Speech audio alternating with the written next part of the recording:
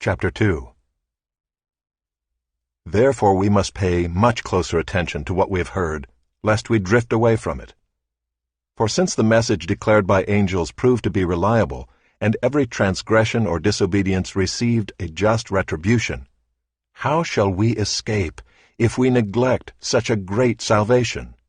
It was declared at first by the Lord, and it was attested to us by those who heard, while God also bore witness by signs and wonders, and various miracles, and by gifts of the Holy Spirit distributed according to his will.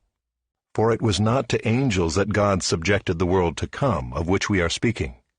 It has been testified somewhere, "What is man that you are mindful of him, or the Son of Man that you care for him?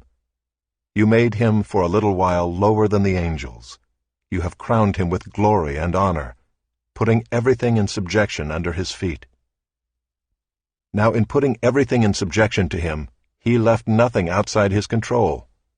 At present we do not yet see everything in subjection to him, but we see him who for a little while was made lower than the angels, namely Jesus, crowned with glory and honor because of the suffering of death, so that by the grace of God he might taste death for everyone.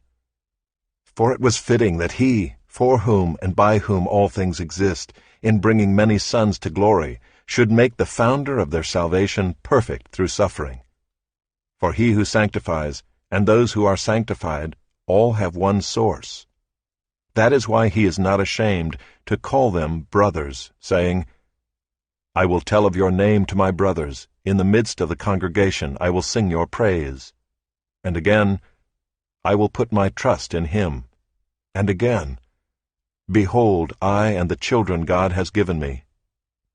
Since therefore the children share in flesh and blood, he himself likewise partook of the same things, that through death he might destroy the one who has the power of death, that is, the devil, and deliver all those who through fear of death were subject to lifelong slavery. For surely it is not angels that he helps, but he helps the offspring of Abraham. Therefore he had to be made like his brothers in every respect, so that he might become a merciful and faithful high priest in the service of God, to make propitiation for the sins of the people. For because he himself has suffered when tempted, he is able to help those who are being tempted.